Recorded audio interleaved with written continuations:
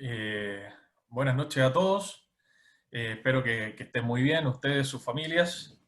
Y bueno, para nosotros siempre es una alegría poder juntarnos con ustedes, conversar, intercambiar opiniones y mostrarles un poquito lo que nosotros hacemos aquí en la selección, bajo, siempre recordarles nuestra visión de lo que es el vóley y de las cosas que hacemos. ¿Sí?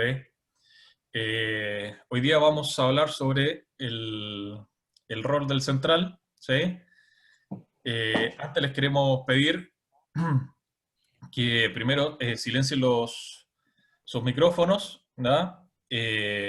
Las preguntas por el chat, y también les vamos a comentar que vamos a estar sorteando una camiseta de la selección, ¿sí? Autografiada por nuestro capitán, con todas las personas que nos han escrito los mails pidiéndonos un tema, ¿verdad? Para la charla de los días jueves.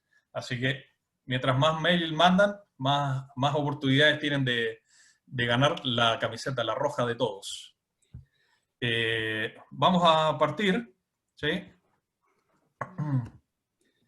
Y como siempre, le damos las gracias a Macron y Molten, auspiciadores oficial de la Federación de Voleibol de Chile. El tema de hoy día, como ya les decía, es el central, y vamos a presentar a los tres expositores de la parte técnico-táctica, porque se van a ir mezclando entre ellos. Entonces, para no estar cortando el hilo, se los presentamos al principio, que es el profesor Guillermo Jiménez, ¿ah? El profesor Rodrigo Urriola y el profesor Cristóbal Orellana. ¿Sí? Así que adelante, muchachos. Buenas noches a todos, me toca partir a mí. Eh, Primero que todo agradecer a la gente que se pudo conectar el día de hoy. Eh, Siempre es bueno ver harta gente que disfrute y que venga a escucharnos. Hoy día nos tocó el central, ya hemos venido hablando de distintos roles y esta semana nos toca este jugador que a medida que vamos avanzando las diapos vamos a ir viendo distintos, en sus dos facetas que son principalmente de ataque y de bloqueo. Primero que todo decir que el central es un jugador que siempre debe hacer muchos movimientos en menor tiempo que el resto, principalmente el moverse a bloquear, el atacar, el estar arriba, siempre en la red, es un jugador muy requerido. Si el pase está malo, generalmente no es una de las opciones de salida. Y si el pase está bueno, se ocupa más para poder llevarse al central del otro lado que más el atacante de punta. Por eso no es mucho tampoco lo que le arman. Aunque ahora la tendencia masculina principalmente, que es a la que nos referimos nosotros, están bastante ocupándolo en situaciones de juego, especialmente incluso cuando el balón no llega con un pase doble positivo. Ya lo que se le está dando bastantes opciones de juego. Por eso nos referíamos a que muchas veces salta a atacar y no le armen, y muchas veces no alcanza por la rapidez del juego, la rapidez de la situación, ¿ya? Pero siempre es un jugador que debe buscar una situación de ataque. En el bloqueo claramente es quien tiene más preocupaciones, especialmente ir a cerrar, bloqueos, los desplazamientos, siempre tiene un jugador de frente que salta al mismo tiempo al primer tiempo, entonces eso también lo complica. Dale, Beto. Principalmente vamos a partir con la fase de K1, su cronología, la del central, es que lo primero que debe hacer es claramente mirar al armador para ver cuál es el esquema de ataque que van a usar en esta salida, dependiendo también de la posición del armador. Eso es lo primero que debe hacer. Luego, claramente mirar al sacador contrario y a la línea de bloqueo que tiene al frente, a la cual él se va a enfrentar. Después se concentra mucho en el balón. Tiene que tener una posición de alerta para salir, ya que es un jugador que no tiene, ¿cierto?, un rol principal de recepción en el juego. Sí se compromete en algunos puntos muy claros, dependiendo del sistema de juego de cada uno, pero no es su rol principal. Luego debe salir lo más rápido posible de la posición en que se encuentra para ir a preparar su ataque. ¿Ya? Esto apenas, claramente, el sacador rival toca el balón. Después, lee y evalúa rápidamente la calidad del pase para ver la llamada que a él le hicieron, para ver si se puede concretar o no esta jugada.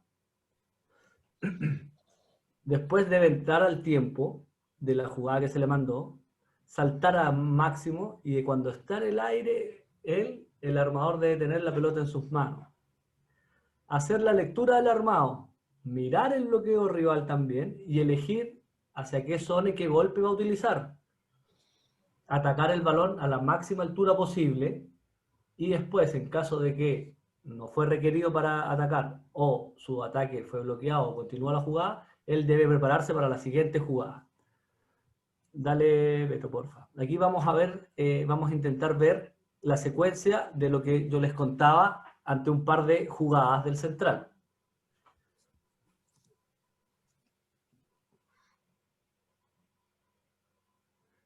Vemos ahí que prepara su carrera, entra, mira lo más arriba, ataca al fondo de la cancha.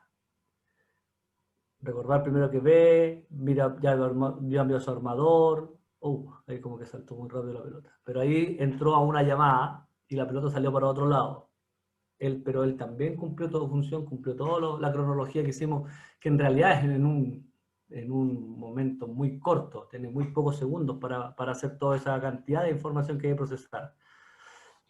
Los conceptos claves del ataque son claramente que el último paso de la carrera es muy determinante en el central, no puede tomar grandes carreras por lo rápido que tiene que entrar. Se debe mantener en la línea del armador. Esta es una manera que nosotros usamos bastante con los centrales. El central se despega un poco de la red, el central se sigue despegando al igual que el armador, a excepción de que vaya una pelota B que lo vamos a ver más adelante. El tiempo debe ser exacto. Cuando el armador toca la pelota, él entra a una rápida, a una desplazada, a una doble desplazada, a una rápida atrás, que son las distintas jugadas que tiene relativamente cerca con el armador. Y cuando entra a la Z o a la B, es cuando está realizando ya el último balanceo de brazos para ir subiendo. Debe atacar largo y alto. Ya, la idea es que busque el fondo de la cancha. Cuando pegamos hacia abajo, ya sabemos que las posibilidades que nos tomen en bloqueo es mucho mayor. Y cambia la dirección de la pelota con una torsión del hombro y con la muñeca para ir viendo eso al momento de atacar, al momento de tomar una decisión.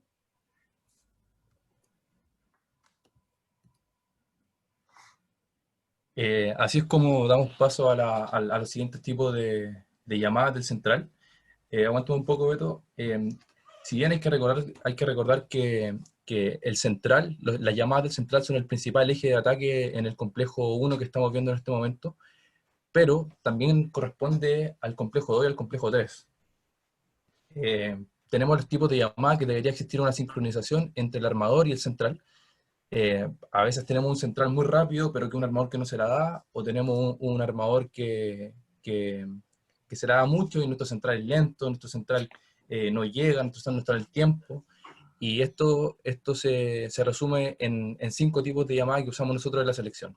El primero es una pelota rápida, corta o encima, ¿verdad? Que es donde el central va muy cerca del armador.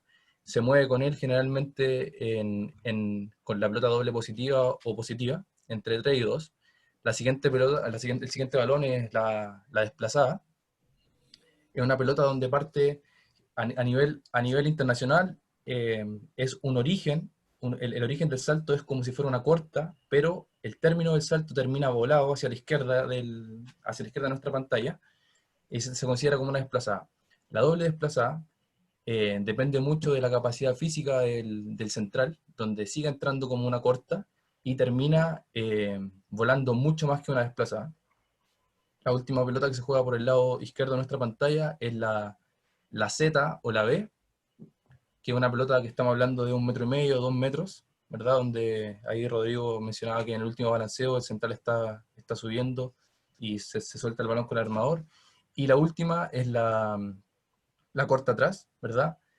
Generalmente se juega con una recepción exclamativa, donde la pelota se mueve a 4 y a 2, y donde el central se sigue involucrando, y se sigue involucrando para tener, para que nuestro equipo tenga un mayor volumen de ataque, una mayor cantidad de jugadores en prestos para atacar, y también para que el central bloqueador tenga una mayor cantidad de preocupaciones, y no jugar con balón descontado, que sería punta y punta, y por ende se anularía la pipe si no hay un primer tiempo.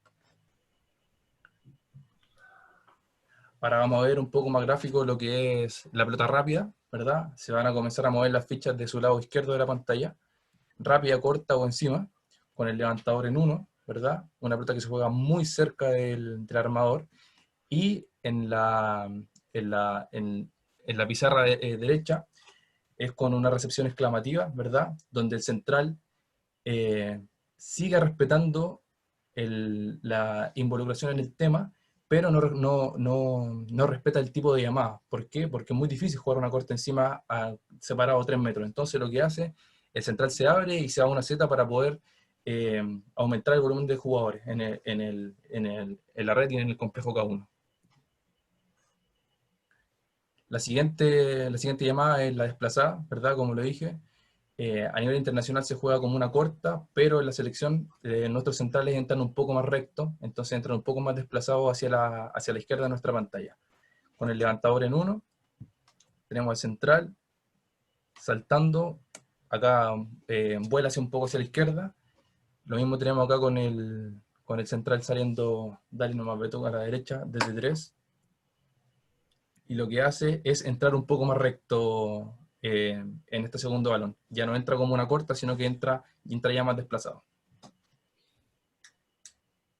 En la doble desplazada, seguimos como lo mencioné anteriormente, dale nomás Beto, se sigue moviendo los fichas de la izquierda, con el armador, con el levantador en 1, entra central y siempre juega en el espacio entre el central bloqueador y el opuesto en este caso, o el armador bloqueador del lado contrario.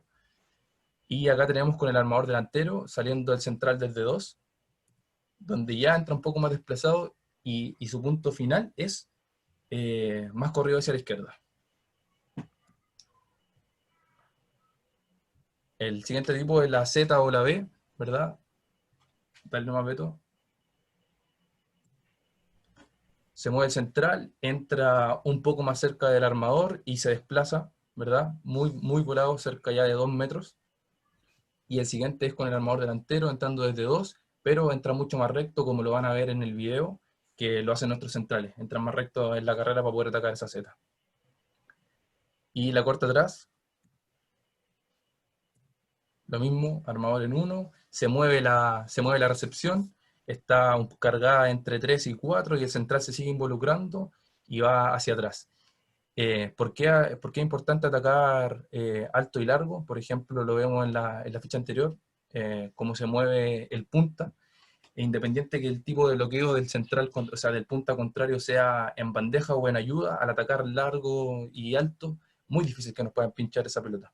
Entonces, seguimos teniendo 4 frentes de ataque, involucrándonos independiente de la calidad del pase en este caso. Y la última es con el armador delantero, se mueve completamente, se mueve en bloque los rivales, y el central se involucra a atacar una corta atrás, alto y largo, como marca ya el balón Molten al final de la canchita. Por último, vamos a ver un compacto de los tipos de llamadas con los centrales de la selección. Antes de que le deis play, Beto, un dato duro de la selección es que en una temporada se juega el 19%, una temporada que equivale a un año, se juega el 19% con los centrales en rotación. Es un número medio para un equipo mundial, que debería, un equipo que juega mucho con sus centrales está alrededor del 25%. Ahora sí, Beto.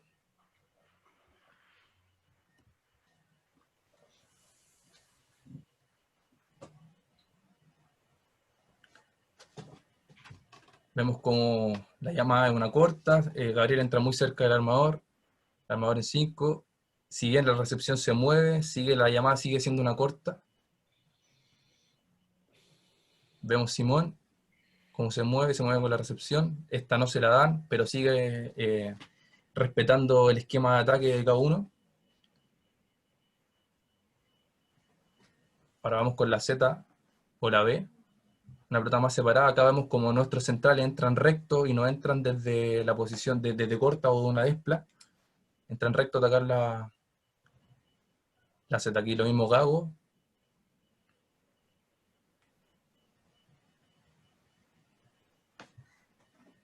Lo mismo Simón. Vemos una corta atrás. Generalmente se juega con la recepción corrida, pero acá vemos una acción donde sí, con un doble positivo también se juega con una corta atrás. Entonces, todo depende de lo que uno, como entrenador, lo que se entrene, la verdad.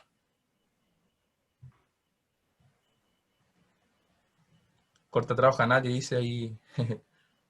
Es por el tema de las distintas nomenclaturas a nivel mundial. Acá vemos la desplazada, como nuestros centrales entran un poco más también rectos y no como una corta. Es una pelota volada que tiene la característica de tener al central bloqueador marcándonos donde saltamos y no donde atacamos. Recuerden el punto de origen y el punto final de donde cae el rechazo.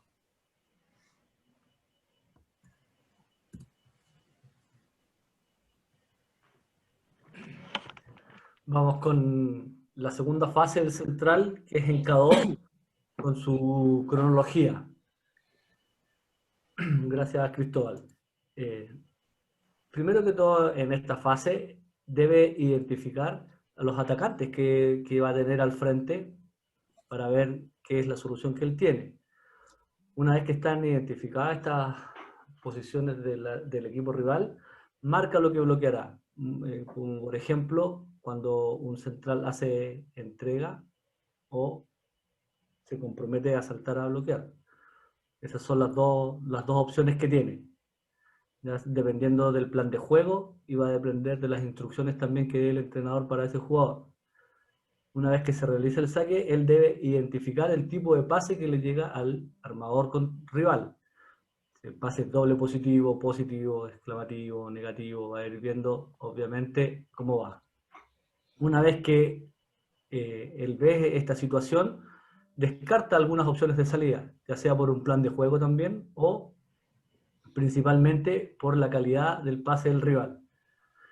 Luego se prepara para salir a bloquear, ya sea a su jugador central, que él tiene que marcar, o ir a cerrar a alguna extremo. Después, claramente, esto todo va con una lectura del armado del rival. Hay veces que la pelota no va cómoda, no va bien, y él debe ser capaz también de identificar este recorrido, cómo va el balón.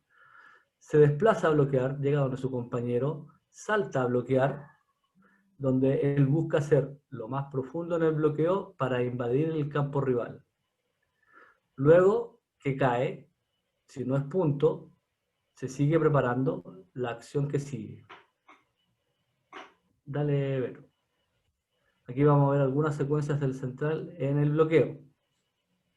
Como él está siempre en un estado de alerta, porque hay veces que tiene 4 salidas del otro lado, tiene que estar viendo para dónde va. Ahí bien llegó, no cómodo, pero igual se involucró en la situación de bloqueo. Ahí sí lo pinchó.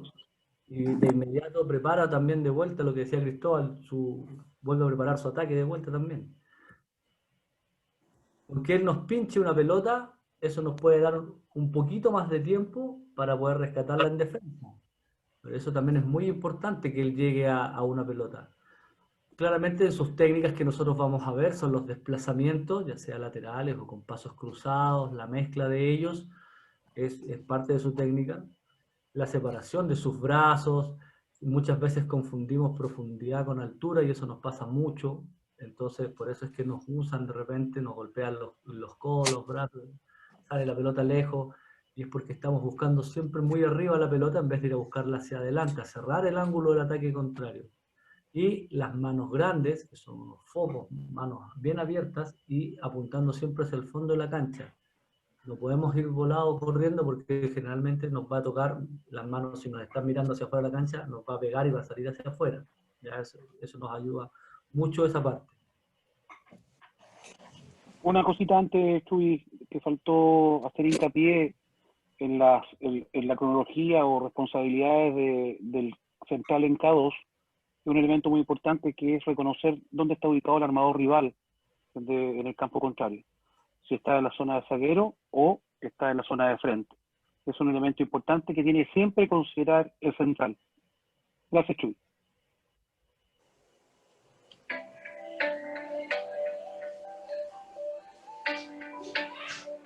¿He silenciado, Memo? Sí, perdón, ahora sí.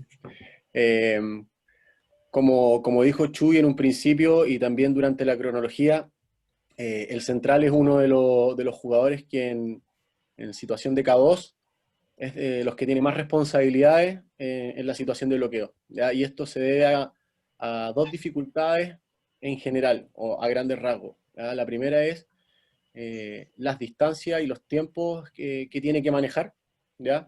Lo cual se reduce a un problema de velocidad, ¿cierto? La relación tiempo-distancia es netamente velocidad, ¿sí? Y sumarle a lo que dijo también el Chuy al inicio de esta charla, que tiene muchas preocupaciones. ¿A qué nos referimos con esto? Que tiene que estar preocupado de 4 atacantes por cinco zonas de la cancha, ¿ya? Entonces, lo que nosotros buscamos es intentar resolver estos problemas ayudándolo, dale Beto, ayudándolo a usar distintas herramientas para poder identificar y cómo resolver en el momento, ¿sí? El bloqueador, como dijimos anteriormente, se preocupa de participar en todas las acciones de bloqueo, o al menos intentarlo, ¿ya? Él siempre tiene que estar involucrado, o intentarlo al menos, ¿sí? Y para eso, en el momento de decidir dónde ir a bloquear, tiene que usar distintos filtros o herramientas, ¿sí? Para evitar esta crisis de tiempo que se menciona y que la vamos a ver un poquito con más atención ahora. Sigue nomás, Pedro. Ese 47% que ven ahí ustedes se refiere a la cantidad de balones que en el caso de la selección nuestros centrales tocan de un 100% de acciones en las que ellos participan. Las tocan, eso no significa que sean aciertos, sino que pueden ser aciertos, errores, balones pinchados, etc. El Beto después les podrá decir si este número es un número positivo o no. Dale nomás, Beto. Cuando hablamos de crisis de tiempo, nos referimos a una relación entre la velocidad y la cantidad de opciones que tiene el equipo rival, ¿ya? En ese sentido, la relación es la siguiente: a mayor velocidad del equipo rival, mayor cantidad de opciones, mayor es la crisis de tiempo. ¿A qué nos referimos con crisis de tiempo? El poco o mucho tiempo que tenga el bloqueador central para decidir qué hacer. Como ustedes pudieron ver en la cronología también, son muchas de las cosas en las que tienen que poner atención los centrales. Entonces es bastante meritorio lo que ellos logran hacer en tan poco tiempo durante las distintas acciones de juego en las que participan en este fundamento, ¿sí? Y como inversamente proporcional, podríamos decir que a menor velocidad y menores opciones que tenga el rival, la crisis de tiempo disminuye, por lo tanto eso le permite jugar un poco más cómodo. Dale un mapero.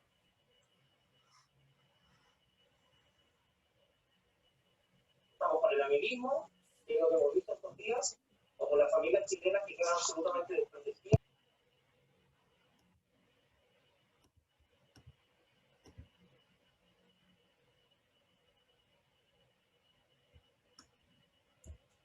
Se cayó el Memo.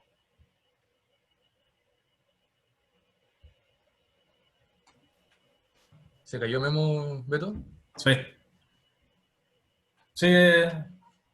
Listo. Entonces, a lo que se refería Memo con el tema de los filtros, era que habían dos tipos de filtros: lo que pasaba antes del saque y lo que pasa después del saque. Lo que pasa antes del saque y que corresponde a la decisión del central, se tiene que basar en el plan de juego, si es que hay un estudio del rival, en la información que viene desde la banca, ¿verdad? Y a los datos cuantitativos, que a esto lo entregamos como datos duros, ¿verdad? El central no juega en esta rotación, el central sí juega en esta rotación, juegan Volví, punta y Cristóbal. punta. Perfecto, Memo. Dale Gracias, nomás. gracias, perdón. Después del saque estamos, Clásicos problemas que estamos del viendo hoy sur, en día con la del conexión. sur. Sí. Sí, sobre todo en el sur donde llueve mucho. Oye, bueno, no sé dónde quedó Cristóbal, yo quedé antes del saque, donde se hacen los análisis estadísticos, ¿cierto? O se entrega la información desde la banca. Todo esto viene desde desde los datos que en este caso Beto nos entrega para poder preparar el partido y ayudarlos con cierta información a los centrales para que puedan ir tomando decisiones durante el juego. Después del saque, ¿cierto? Son las condiciones atmosféricas del juego, es decir, el saque, la recepción, el tipo de armado, errores, aciertos del rival, etc. Y dentro de esto también está incluido lo más importante y lo que finalmente decide, que es el instinto del jugador. Porque nosotros finalmente le podemos entregar herramientas, le podemos entregar datos, pero si su instinto, su percepción indica lo contrario o indica algo distinto, finalmente es lo que el jugador va a hacer. En el fondo, eso es lo entretenido de esto, que nosotros podemos tener un dato estadístico, numérico, pero que a lo mejor no siempre se va a cumplir. Bueno, el primer filtro, como decíamos, la instrucción o el plan de juego, ¿sí? Esto, dale nomás, Beto. Por ejemplo, con armador en 1 se juega por 4-2. Esa es una de las primeras instrucciones con las que se podría ayudar al central. Entonces, el central, lo primero que va a hacer cuando el armador esté en 1, va a priorizar los atacantes aleros, ¿sí? Sin eliminar o descartar al central y a la pipe, ¿cierto? Lo que hace simplemente es poner un poco más de atención en los aleros, que son los principales atacantes cuando están en esta situación. ¿Sí? Se puede ir a 2 del campo contrario o a 4 del campo contrario. En una situación ya un poco más completa en la imagen, como pueden ver, con armador en 1. Dale nomás, Beto. El mismo ejemplo, ¿cierto? Armador en 1, juega por 4-2. ¿Qué hace el central?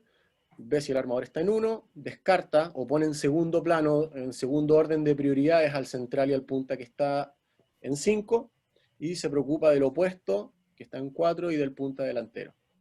¿Sí? Entonces, cuando sale el pase, ¿sí? Le permite llegar con un poco más de tiempo a cerrar el bloqueo. El segundo filtro, ¿ya?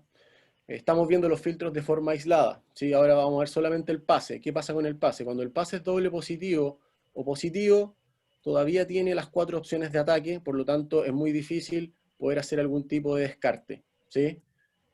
Cuando tenemos un pase de tipo exclamativo, ¿sí? Ya podríamos empezar a lo mejor a descartar. Aquí se opaca un poquito al central en la imagen, al central rival, pero eso no significa que eso sea estrictamente así. Puede descartarse cualquier otro jugador o ponerse en segundo plano cualquier otro jugador. Esto es a modo del ejemplo que estamos viendo, ¿sí? Y con pase negativo,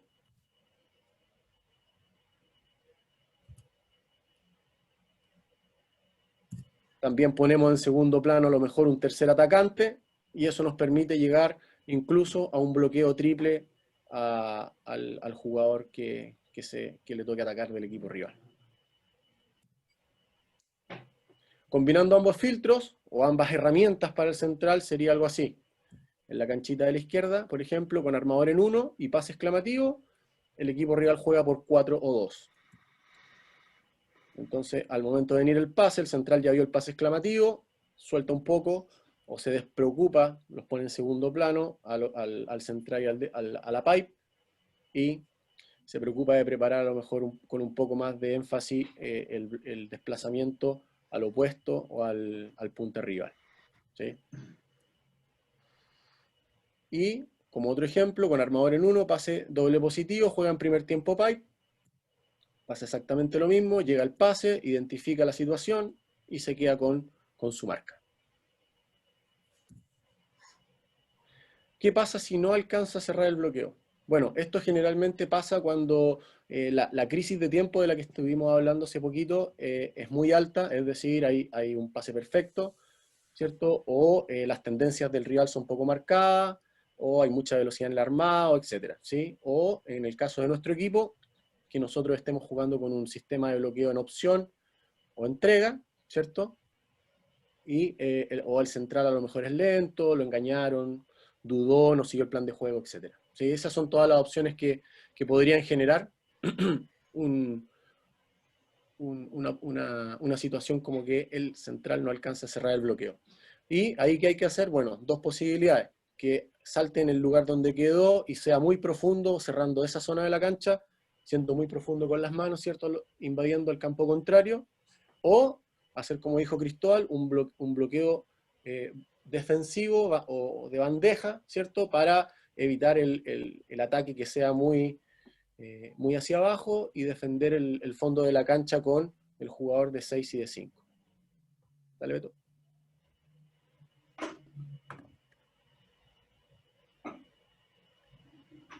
Aquí se puede ver un poco lo que sucedería con un balón que no cierra el bloqueo. O sea, perdón, con un central que no cierra el bloqueo. Bueno, aquí vamos a ver las situaciones que recién conversamos. Vamos a ver con bloqueo de entrega. ¿Qué significa esto? Que nuestro central se queda con el central rival, ya sea por información previa. Dale nomás, Beto.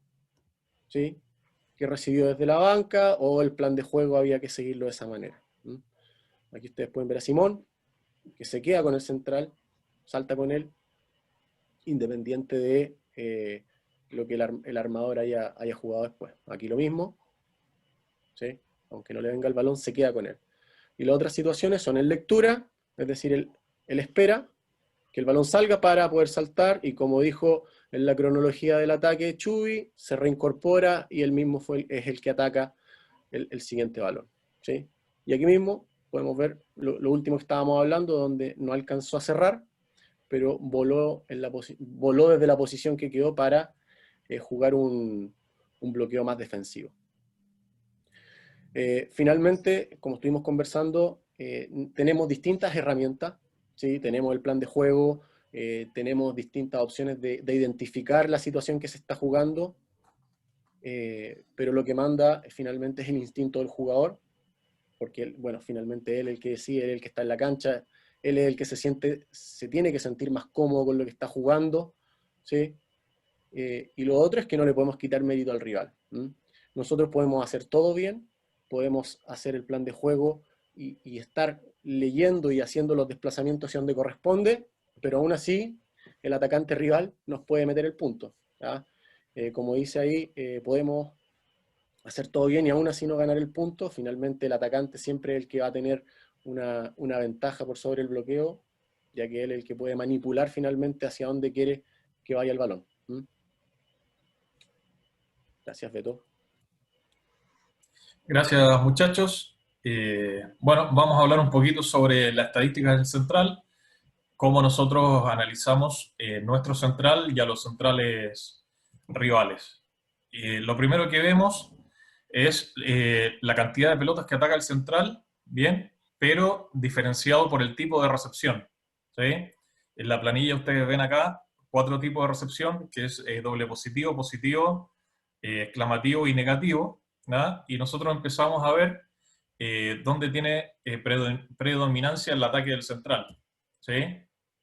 Por ejemplo, acá vemos con el pase doble positivo, ¿verdad? Que nuestros jugadores, nuestros centrales, atacaron. Simón atacó 88 pelotas y Gabriel Araya 64, ¿sí? Como marca ahí, con pase doble positivo. Pero vemos que es mucha cantidad de pelotas, ¿sí?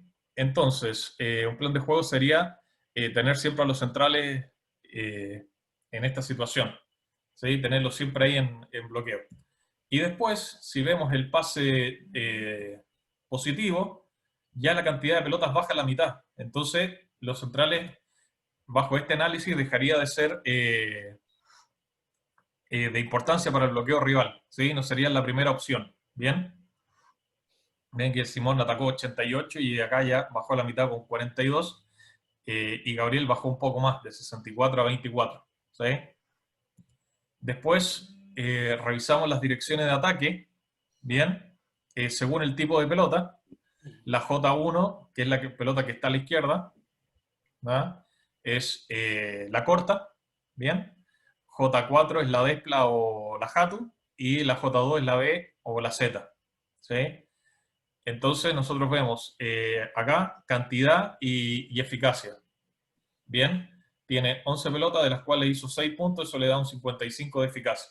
Bien, la pelota, ¿sí? que más atacó en estos 3 acumulados de partidos fue los dos centrales, la corta, la J1.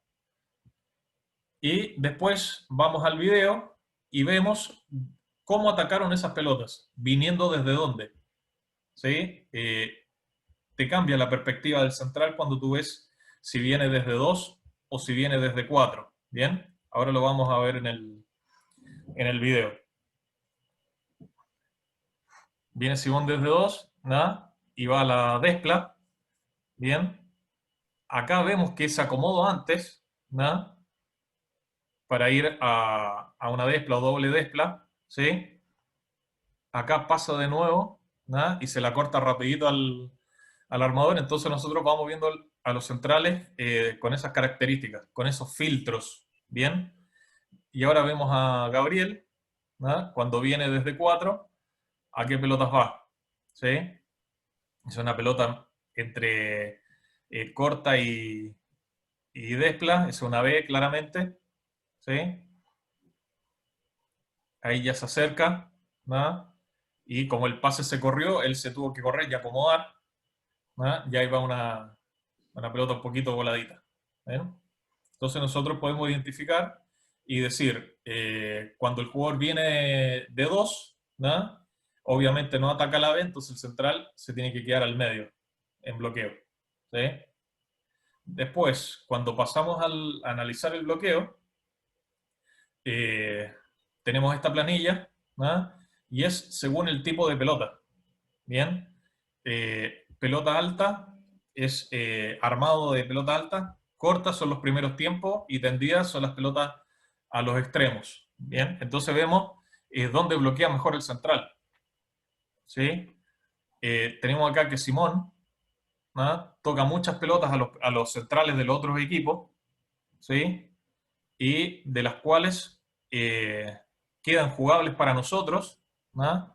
Casi un 50%, y eso está muy bueno. El cortarle los primeros tiempos al otro equipo es fabuloso. Los vas dejando sin su circuito de ataque o tienen que estar constantemente cambiando el circuito de ataque y acomodándose. ¿Bien? Y Gabriel bloquea bien la pelota tendida, ¿sí? Y toca 66 por ciento o sea, 66 pelotas, ¿no? De las cuales quedan un 35% para nosotros. Y eso está, como les digo, muy bueno. Las pelotas altas, ¿no? Generalmente es alto el número en los centrales y por eso este no es un número que llame la atención, si bien es bueno, no llama la atención, sí mucho el de la pelota tendida y la pelota corta. ¿Ven? Esto es la que nosotros miramos, ¿no? En cuanto a los números. Y después nos fijamos en el bloqueo, qué es lo que hace el central cuando se corren los pases. ¿Sí? Cuando la recepción va a 2, va a 4, si el central sigue la pelota o se queda. Y esa es de gran ayuda para el armador. ¿Sí? Acá Simón se queda al centro, ¿sí? No se mueve. Después vemos un pase que se va a 2, ¿no? Ahí Gago se fue con el central, ¿no? Y no esperó y tuvo que hacer un contramovimiento, ¿no? Acá se mueve con la pelota.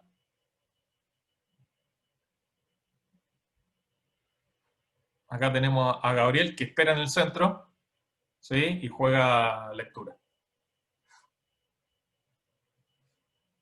Otra vez la pelota se desplaza a 2 y él se queda, ¿no? Esperando.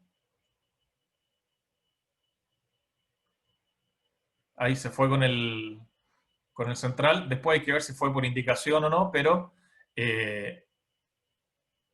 lo que nosotros vemos en el video y analizamos, ¿ah? Es qué es lo que hace generalmente, ¿sí? Si se mueve o se queda. Con eso nosotros analizamos los centrales nuestros y los centrales contrarios. Ahora los dejo con ustedes a Pablo Polanco, que nos va a hablar de la preparación física. Adelante, Pablo. Vale, gracias, Beto. Buenas noches. Bueno, vamos a contar un resumen de lo que hemos hecho en esta larga cuarentena con los centrales. Y bueno, una de las características que yo he analizado solamente y hemos podido estar trabajando acá en cuarentena ha sido poder mejorar sus niveles de fuerza y que esta pueda ser aplicable para su gran variedad de los saltos tanto de ataque y bloqueo, como mencionaron los compañeros, y que esté adaptado a la capacidad de acelerar en los pasos cortos y los de mayor zancada que tienen que llegar a los extremos. Y una de las cosas que yo tengo que ver, que es comúnmente uno de los jugadores más altos de los equipos, y poder controlar su capacidad de la potencia física desde su asimetría. Vamos, Beto.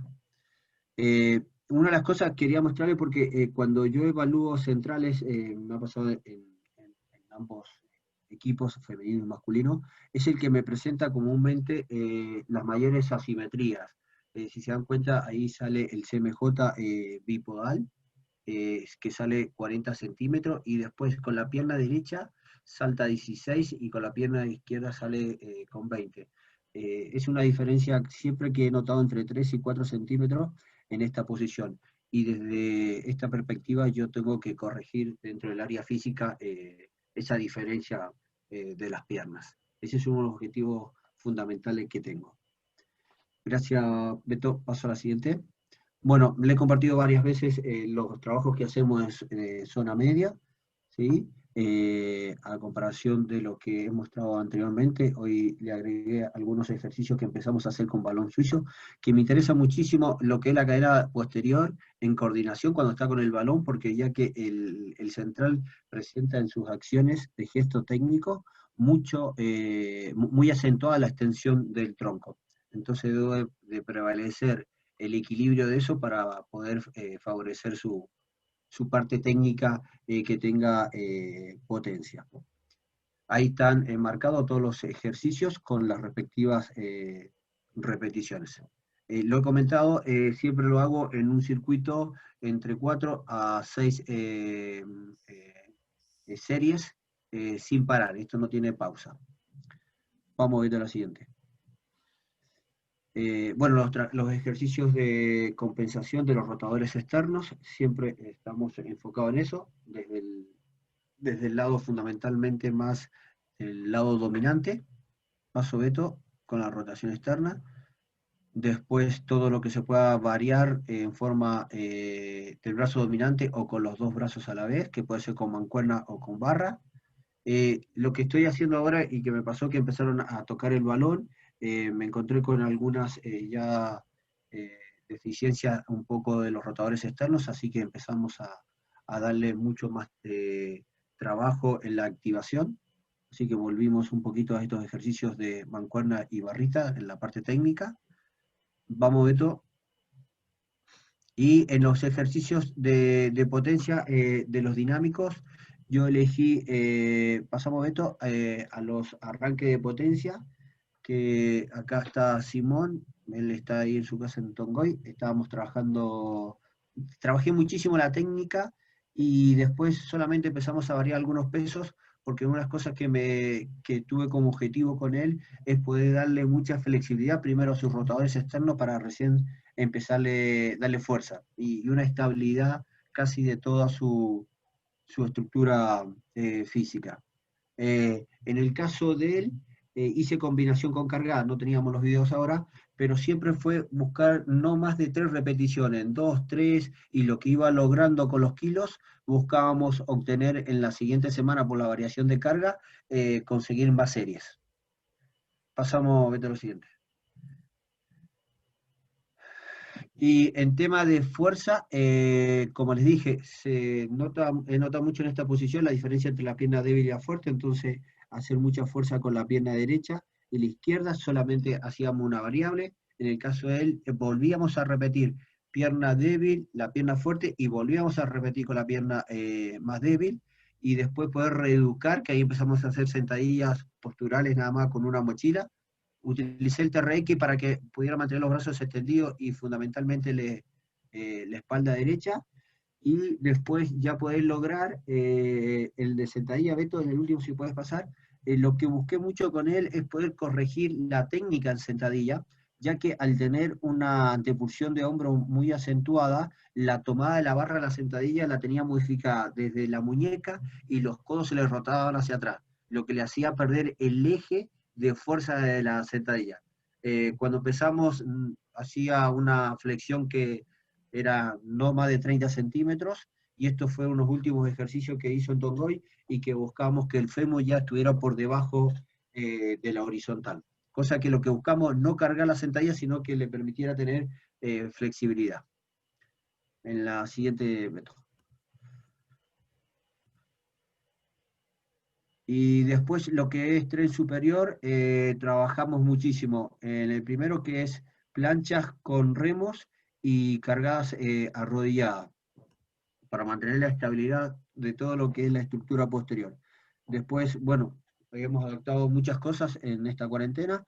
Hicimos TRX en un árbol donde él podía hacer todo lo que es fuerza de tracción, y después en el último video empezó a hacer dominadas, pero empezamos a utilizarlas en forma lateral.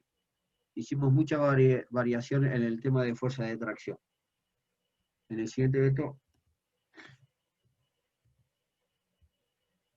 Acá está en el primer video Gabriel en el quincho de su casa haciendo dominadas.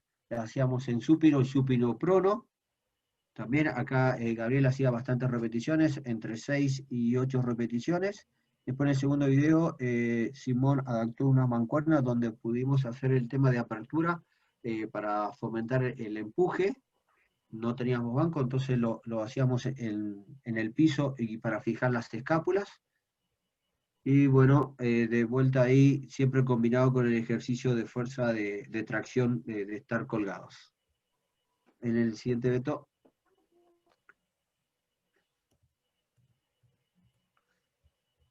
Y lo que hicimos, que se lo comenté la semana, en la charla anterior, lo único que hicimos de saltos, y ahora como vamos a estar ya en el SEO, solamente estos saltos desde ninja, y de ahí poder salir a hacer bloqueo. Lo que no utilicé muchísimo los desplazamientos, porque no quería correr el riesgo desde la superficie que tenía cada uno. Pero estos fueron los saltos, y ahora cuando estemos en el SEO ya empezamos a aplicar un salto más específico, en este caso para los centrales. Muchísimas gracias. Gracias, Pablo. Ahora los dejo con ustedes a Esteban Yuri, que nos va a hablar sobre la kinesiología del central. Buenas noches, gracias por la introducción, Beto. Entonces hoy día a mí me llegan solo los problemas, así que tenemos problemas con el central. La siguiente, Beto, por favor. Y lo primero, que ya he sido majadero con esto, la única forma que tenemos de, o sea, no es la única, pero es la forma que tiene la FIB de presentar o de recopilar estadísticas de lesiones, esta forma que es el M10. Entonces ahora yo la llené y, por ejemplo, se nos lesionó el jugador 1, que tiene el código central, se lesionó en el tercer set, problemas en la rodilla, el código ahí sale, abajo salen todos los códigos, tienen que leer nada más. Decimos que tiene una tendinosis por sobreuso, no fue contacto con otro jugador y no pudo volver al juego, y yo estimé ahí una semanita de tratamiento. Eso, para que lo conozcan y lo sepan. Entonces, según esto, ahí están los códigos, las claves, que solamente tienen que leer abajo, ¿ya? Yo sigo proponiendo esta forma para que nosotros sepamos de qué se lesionan nuestros propios jugadores en nuestros torneos. Yo creo que es una buena forma de seguir avanzando. Entonces, en base a estadística que la FIB sacó, recopilando 4 años, gracias a esto, en todas las competencias internacionales oficiales, podemos ver, y ahora destaqué al central, que está dentro de la estadística de lesiones de tobillo, así que, pero ya creo que, bueno, ya hablaré de tobillo en otra oportunidad. Y es uno de los que más se lesiona la rodilla, ¿sí? Y ahora en esta presentación me voy a enfocar en eso. Además, es uno de los principales que se lesiona los dedos. Yo le puse los dedos del bloqueador, vamos a hablar un poquito de eso. Y después, dentro de la estadística, no está dentro del conjunto, digamos. La siguiente, Beto, por favor. Entonces, esos son como los que nos vamos a enfocar hoy día. Entonces, algunas lesiones específicas que podemos decir. Del central, principalmente la rodilla del saltador o algún otro problema anexo o muy parecido a la rodilla del saltador. La rodilla del saltador se refiere a la tendinosis patelar, pero como les dije, voy a hablar más profundamente de la rodilla más adelante. Además están los dedos le puse hasta apellido, dedos del bloqueador. Así que también vamos a hablar un poquito detallado de eso. Y algo que por lo menos en nuestra realidad se da, que el central, como tiene que ir a ambos lados lo más rápido posible, y a ambos lados tiene otro jugador, tiene más probabilidades de 15 tobillo con los compañeros, ¿sí? Entonces hay que tenerlo en cuenta. Pero yo creo que hablaré de 15 tobillo cuando hablemos del opuesto. La siguiente, entonces, la primera lesión, ahí están, marqué los deditos, la rodilla y el tobillo, que yo no alcanzo a ver por lo menos, no sé usted. Bien, entonces en cuanto a los dedos del bloqueador, el central tiene la particularidad que lo que más necesitamos de central es que bloquee, ¿cierto? O sea, eso es lo que esperan los entrenadores y ojalá sea así. Y deberían llegar a ambas esquinas. Muchas veces, y el problema del bloqueo es el timing, muchas veces no pueden llegar a tiempo y tienen que llegar como sea o marcando quizás no de la mejor manera. Entonces es probable que le lleguen más pelotazos en los dedos, haciendo que sufran mayor lesión en este. E incluso estando a tiempo en lectura, pueden subir las manos y aún así no poner bien la posición de las manos, es el timing al que me refiero, y el otro central volarle, generalmente se vuelan el pulgar y el índice, que tenemos siempre problemas con los centrales. Y de hecho ya Simón sabe vendarse súper bien el dedo pulgar porque siempre se lo vuelan, sobre todo cuando jugamos contra centrales más potentes, generalmente contra Brasil siempre se venda sí o sí. Y Gabriel también siempre tiene problemas con el índice. Y aquí propongo el sistema de prevención, no tenemos mucho más que hacer para prevenir los dedos más que los vendajes. Hay algún tipo de fortalecimiento específico, en este caso lo que no mata fortalece, así que yo propongo algunos tipos de flexiones de dedos, como los que hacía Bruce Lee, por así decirlo, pero no tan exigentes. Entonces eso puede ayudar a fortalecer y a enseñarle a nuestros jugadores a poner los dedos firmes. Y aquí propongo los tapes, los vendajes funcionales, rígidos, que se aplican. Ahí está el de pulgar, el de las metacarpianas y las propias del índice. Estas están en un libro, en el libro de vendaje funcional, que lo pueden encontrar en la red sin ningún problema. Eso con respecto a los dedos. Y ahora la rodilla, vamos en profundidad. Yo quizás podría dar una clase un poco más extensa de rodillas, sin embargo el tiempo y lo acotado del tema, si algún día lo quieren, lo podemos conversar. La rodilla en sí podría verse como una articulación fácil, ya que solamente tiene que doblarse y estirarse. Sin embargo, no es tan así. Y yo diría que esa es una de las cosas de por qué también es más difícil el tema de la rodilla, porque solamente puede doblarse y estirarse. Entonces tiene que disipar las fuerzas que llegan tanto de la cadera cuando saltamos, de la porción grande de la musculatura con la cual saltamos, y la energía cuando amortiguamos. Entonces un punto de convergencia de fuerzas tanto proximal como distal, y no tiene mucho más para disipar esta energía más que flectarse. Entonces es muy interesante. ver cómo podría afectar tanto problemas en los pies como en la cadera para las sobrecargas en la rodilla. Y la siguiente foto, Beto, por favor. Entonces, como vemos, la rodilla es el punto medio entre la cadera y el tobillo y vemos como mucha musculatura y tendones llegan a este punto de convergencia y la energía, tanto en el salto como en la caída, se va a tender a disipar de alguna forma. Entonces ahí es donde encontramos, la siguiente, Beto, por favor, ahí es donde encontramos algunas pequeñas cosas que podemos identificar y que ustedes mismos pueden identificar en sus jugadores. Por ejemplo, la literatura dice que cuando hay una disminución en la flexión dorsal de tobillo, esto puede influir en la rodilla directamente, provocando una sobrecarga en el tendón patelar. Entonces ustedes pueden pedir este test que se llama el test de flexión dorsal contra la pared, sin levantar el talón a 12 centímetros de la pared, le piden que lleve la rodilla hacia adelante.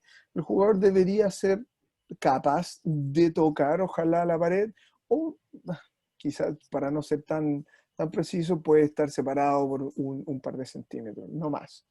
Pero si evalúan a sus jugadores, y esto se los doy como tip para que lo puedan hacer, lo más probable es que la mitad no esté ni cerca de la pared.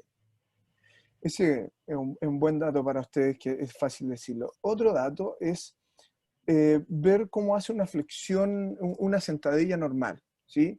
Una sentadilla normal, uno le pide que baje sin carga ni nada, y muchas veces pueden ver que hay una tendencia de las rodillas hacia adentro. Se da generalmente más en las mujeres, pero tenemos hombres que todavía no tienen una buena musculatura, puede ser en chicos también que no tienen una buena activación muscular, y se puede dar esto. Ahora, una sentadilla es simple, ¿sí? Podemos aumentar esta dificultad de la sentadilla y que la sentadilla salga normal, pero cuando pedimos la siguiente, Beto, una sentadilla monopodal, aquí en este caso Esteban lo está haciendo perfecto porque ven una alineación entre la cadera, la rodilla y la punta del pie. Pero si ustedes se lo piden a uno de sus jugadores, lo más probable es que primero, no logren bajar tanto, o la rodilla les baila para cada lado y logran el movimiento, pero con esta compensación de movimiento todo el rato, o incluso que la rodilla se vaya solo hacia adentro, indicando otra alteración de inactivación de la musculatura de cadera. Entonces son pequeñas evaluaciones visuales que ustedes pueden ver a sus jugadores y demostrar que hay alguna debilidad o una alteración de articulaciones que pueden fomentar alguna alteración a la larga de la rodilla. Y por eso es que tenemos tantos problemas de rodilla. Ese es el test de valgo dinámico, por si acaso. Estamos, Beto. Entonces, ya que analizamos de dónde viene tanto problema de la rodilla, podríamos decir que las principales molestias de la rodilla serían ahí puse tendinitis, debería haber dicho tendinopatía, ya que la tendinopatía engloba toda la gama de lesiones en los tendones. Podría ser la tendinopatía patelar, que es la principal, la conocida como la rodilla del saltador. También podría ser la tendinopatía cuadricipital, que vendría siendo en la práctica el mismo tendón del cuádriceps, solo que antes de la rótula o patela. Otro que yo digo que está subvalorado es la jofitis. La jofitis es una inflamación de una grasa, de una grasita que está detrás del tendón patelar, detrás del tendón cuadricipital, que muchas veces se puede estar pellizcando con la rodilla por esta alteración de la mecánica. Y yo digo que está subvalorada porque siempre siempre que hay una jofitis hay una tendinopatía patelar. Sin embargo, no siempre que hay una tendinopatía patelar hay una jofitis. La gran diferencia es, yo podría decir que en la jofitis hay un dolor muy agudo, casi invalidante en algún momento, que con un poco de hielo, quizá un día antiinflamatorio, al otro día el jugador puede andar relativamente casi normal. Obviamente hay que tratarlo, hay que tratarle el dolor, pero hay una inflamación muy importante que, como les digo, puede provocar incluso una impotencia funcional, que el tipo ya no puede saltar, pero que al otro día andan relativamente normal, ¿sí? Pero hay que tenerla en cuenta. Y como les digo, todo esto va a relacionado, puede ser a una debilidad, algo en la planta del pie, un pie plano, eh, así que importante. Y otra lesión que podría, y yo la he visto harto en nuestros jugadores, es la tendinitis o tendinosis o tendinopatía de la pata de ganso, que es la unión de tres músculos que vienen desde la cadera y se insertan. Creo que hay otra foto, ¿no, Beto? Si no, nos devolvemos. A ver. Ahí. Ahí está, justo. Que es la unión de estos tres músculos que vienen desde la cadera y se insertan por el borde medial de la tibia. Y me pasa que cuando abren o hacen un gesto de abertura y una recepción y se pueden golpear ahí y se inflama y eso puede volverse algo un poquito más crónico, produciendo algo bien molesto en la cara medial de la patela, de la rodilla. ¿Sí? Entonces no dejarlo de lado. Eso, la siguiente, por favor, Beto. Entonces, para esto, lo primero que pongo ahí es la foto de los chiquillos, gracias a Chichón, a los entrenadores principalmente. El uso de rodilleras para nosotros es obligatorio, ¿sí? Los chiquillos casi que no pueden entrenar si no llevan la rodillera al entrenamiento. Así que pueden ver que en todo nuestro partido todos usan rodilleras. Otra forma de prevención, que podemos utilizar el tape para disminuir o cambiar el punto de inserción teórico de fuerza del tendón patelar para disminuir las molestias. Antes lo ocupaba harto, también se puede ocupar el K-tape, también está descrito en los libros de vendaje funcional, es una herramienta súper útil, ayuda, sin embargo, como digo, es una ayuda, pero no es un fin, no va a curar la lesión o el dolor de rodilla, solo usarlo. Va a servir para el momento de jugar o entrenar, pero hay que hacer un tratamiento o un fortalecimiento posterior. También estamos haciendo, y se usa últimamente, y está demostrado que el protocolo excéntrico para los tendones anda súper bien, y entonces aquí nosotros estamos ocupando el cinturón ruso con un buen protocolo, podemos usarla de calentamiento o de prevención o de entrenamiento incluso. Y lo que trato de mostrar con la última imagen abajo a su derecha es que la preparación física aquí en la rodilla es clave. Es clave hacer una buena preparación física y lo que Pablo dijo y mucho más, porque tenemos el tiempo acotado, pero a mi parecer una buena preparación física teniendo en cuenta estos puntos claves que acabo de mencionar y algunos otros también, nos puede ayudar a prevenir muchos dolores de rodilla y a prevenir incluso lesiones. Eso, ahí está marcando la rodilla. Otra cosa que les decía que hay que tener en cuenta en el central, como tiene que llegar a los dos puntos de la cancha y a veces no con el mejor control porque llega apurado, llega a última hora, pero tiene que saltar igual porque está obligado a tratar de detener el ataque, es el E15 de tobillo, hay que tenerlo en cuenta. Seguramente profundizaré en eso en alguna otra ocasión pronta.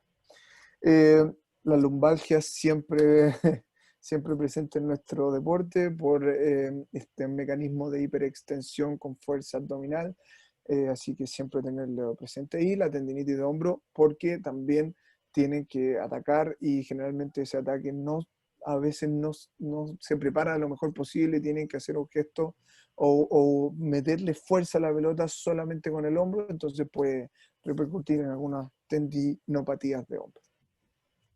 Hoy que me estuve en desliz con las tendinitis. En la recuperación trabajamos con harta elongación, específicamente para la rodilla. En el caso de Simón trabajamos con elongación de gemelos también, o protocolo excéntrico de gemelo. Aplicación de hielo preventivo para los entrenamientos y partidos. Él sabe que tiene que ponerse y sabe que le sirve. Y algún masaje específico, puede ser de la banda iliotibial si es necesario. Nuestros centrales no son muy amigos del dolor, así que se hace lo que es necesario en el momento. Lo digo porque me está escuchando, creo. Sí. Y eso, así que si cualquier duda aquí está. Gracias, Esteban. Bueno, les recordamos que las preguntas que quieran hacer a través del chat y las vamos leyendo.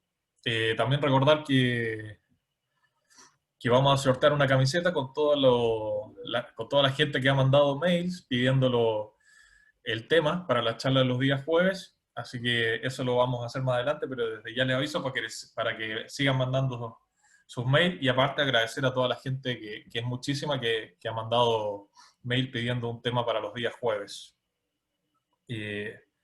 Vamos al chat.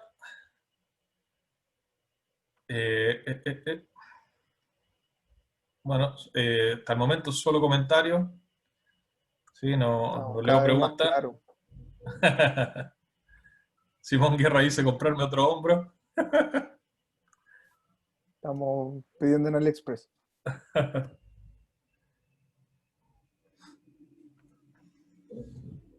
¿Alguien que quiera hacer un comentario de nuestros entrenadores?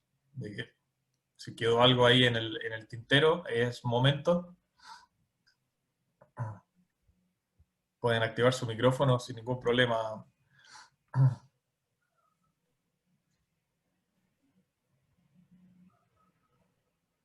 Yo todo claro, parece, Beto, ¿ah? Parece, sí, porque no tenemos... Hola. O Yo estamos en tengo una vísperas de pregunta. 18, creo yo. Beto, Sí, ¿quién me habló? Marco Bernal por acá, Beto. Hola, Marcos. Hola, Betín. Primero que todo, saludo a todos. Beto, aquí hay posibilidades de hablar un poquito y profundizar un poquito de la técnica de desplazamiento, sobre todo en alto rendimiento hoy en día. Más allá del paso cruzado y paso lateral y combinación. ¿Qué se está usando un poquito en los centrales para poder llegar a cerrar las distintas alas de la cancha, los extremos? Bueno, alguien que quiera tomar... Los principales movimientos que están haciendo, claramente un central, nosotros contamos con centrales de casi 2 metros, y al hacer esa técnica de los pasos cruzados o juntar y separar, avanzan bastantes metros en la cancha.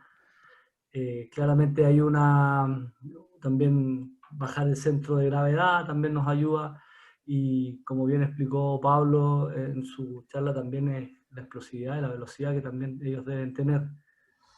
Más complejo tal vez por ahí a los que tienen en los clubes, no todos tienen un central de 2 metros, y eso también lo sabemos.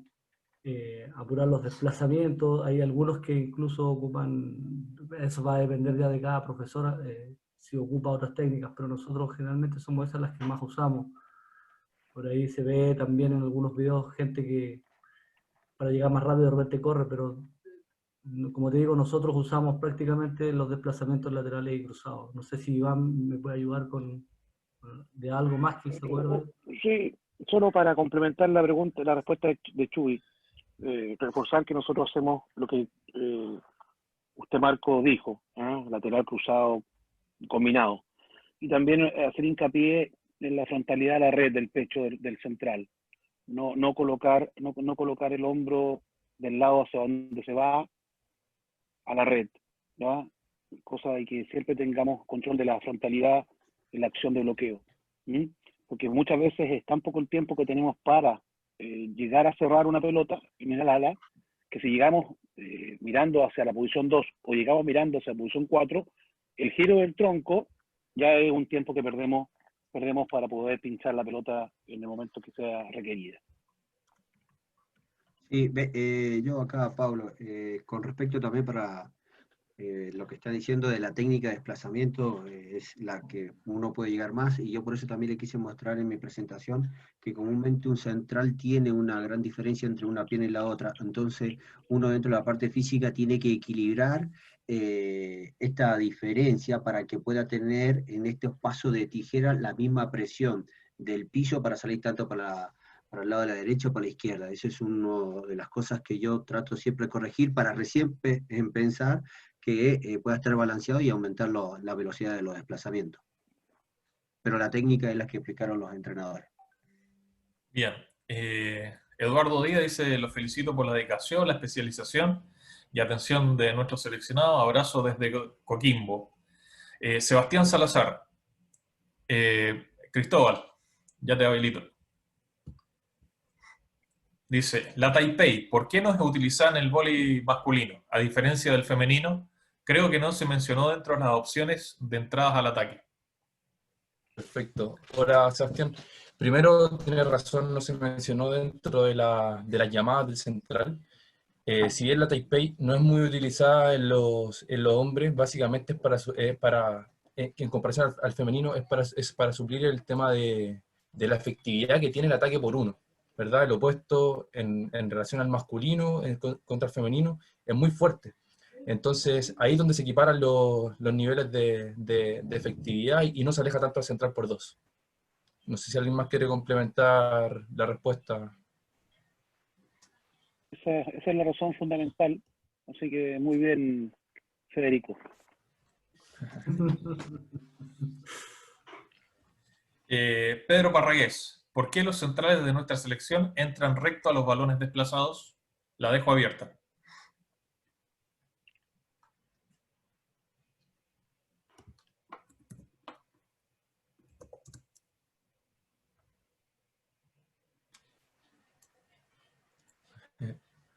Dale, Cristóbal, tú hablaste de eso. Dale. Pensé que iba a ir Iván.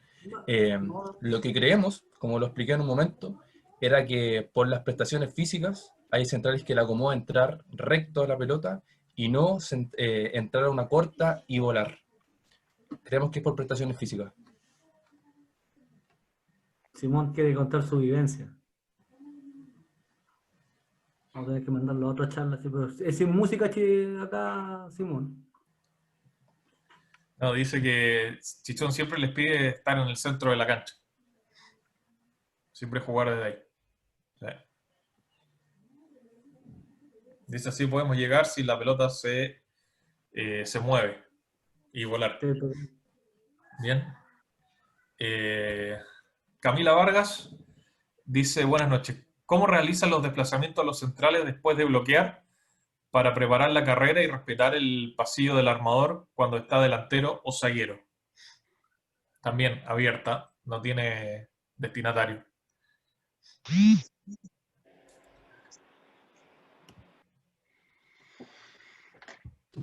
Ya te activo, Memo. Ahí va.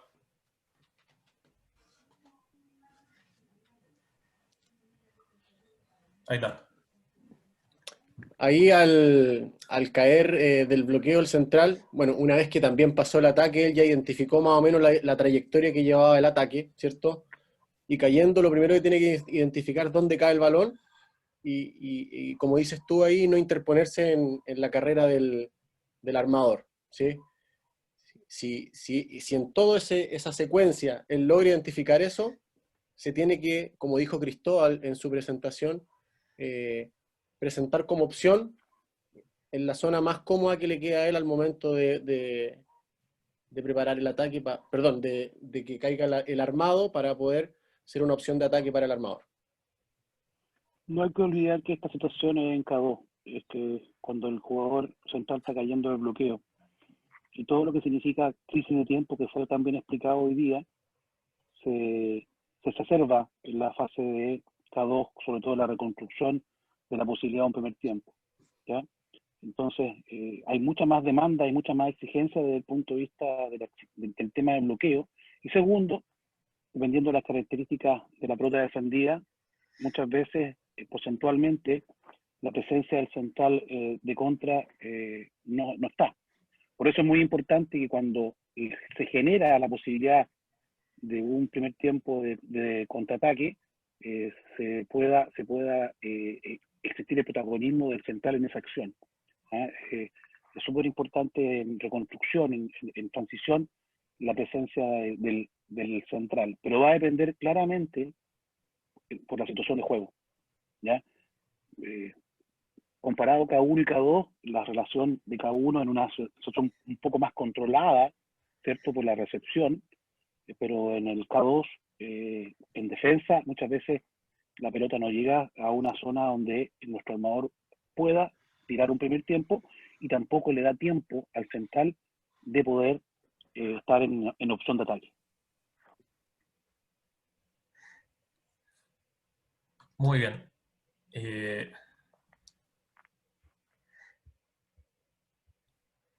Hasta el momento no hay más preguntas. Vamos a esperar unos segunditos, que falta la pregunta de mi amigo. Ya se está riendo ya. Saludos desde Aysén. Y viene entrando nuestro head coach. Ahora nos podemos ir. Terminaron las preguntas. O sea, le damos la bienvenida a Daniel.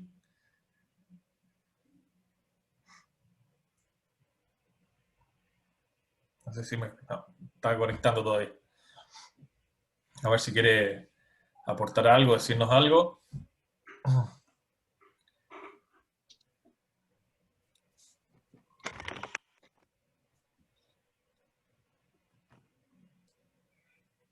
Amado el equipo, ¿vale? Aprovecho a revisar si me quedó alguna pregunta por el chat. Me parece que no. No se ve ninguna más, Beto. No se ve ninguna más.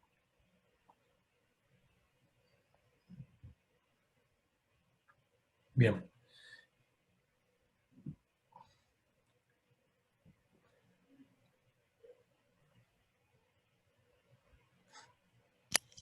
Estamos esperando a... Tenemos otra pregunta. Nicolás Muñoz. ¿Qué disposición toma el bloqueo al momento de que está sacando el central con armador adelante y atrás?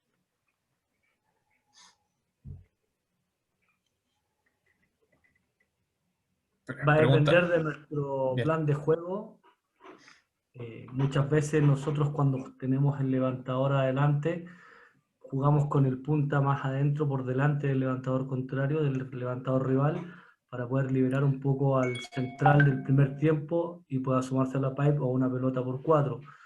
Ahí es donde también interviene mucho la estadística y ver los tipos de salida que tienen ellos. Y cuando jugamos con el armador atrás, separamos un poco más el bloqueo y generalmente trabajamos bastante en lectura con el central, dependiendo, como te digo, del plan de juego y de haber visto los videos, pero generalmente nosotros usamos bastante ese sistema también, en esas dos combinaciones, estando atrás o estando adelante nuestro armador, o el armador rival también. Gracias, Chuy. Queremos darle un saludo y la bienvenida a Daniel. Buenas noches, Daniel. ¿Cómo estás? Bien, gracias. Disculpen. Tranquilo. No te disculpamos. Perfecto. Juan Carlos Mendoza para Esteban. ¿Qué métodos se utilizan para mejorar el poco rango articular en tobillo? Ya te habilito. Ahí está. Buenas noches, gracias Beto. Para mejorar el rango articular de tobillo, la terapia manual funciona bastante bien. Si no tiene disposición de una terapia manual, las elongaciones y los movimientos forzando la flexión dorsal, poniéndole el peso del cuerpo, y eso, si le agregamos una super banda a nivel de tobillo que pueda traccionar un poquito, anda bastante bien para mejorar el rango de dorsiflexión. No sé si quedó claro. Juan Carlos, ponnos en el chat, por favor, si quedó claro o no. Perfecto. Gracias, Esteban. ¿Alguna otra pregunta?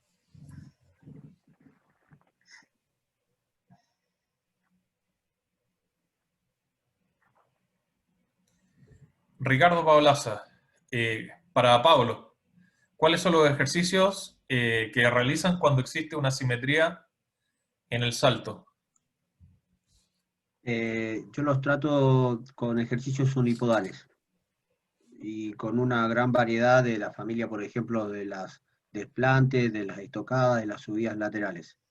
Y ahí, de acuerdo a la diferencia que se nota en la simetría, planteo un número de 6 repeticiones para la más débil, después casi la mitad para la pierna más fuerte y vuelvo a repetir un trabajo de nuevo con la más débil.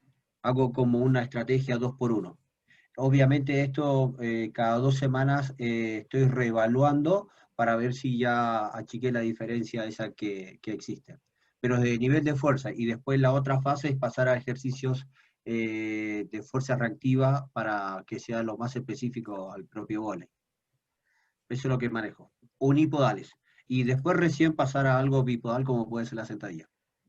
Antes no. Perfecto. Espero haberlo contestado. Dice que sí. Ricardo dice que sí. Perfecto. Bueno, no veo más preguntas. Les volvemos a dar las gracias, ¿sí?, por estar con nosotros. Como les decimos, para nosotros es un placer poder conversar con ustedes. Y los esperamos en 2 jueves más, ¿no? Cuando hablemos de el opuesto, ¿sí? Y les recuerdo que no se olviden mandar los mails para los jueves posteriores, ¿no? Y que todos los mails entran en el sorteo de la camiseta de nuestra selección chilena. Así que un abrazo para todos, que estén bien y buenas noches. Y cuídense, por favor, cuídense. Que esté muy bien. Hasta luego. Gracias a todos por venir y participar.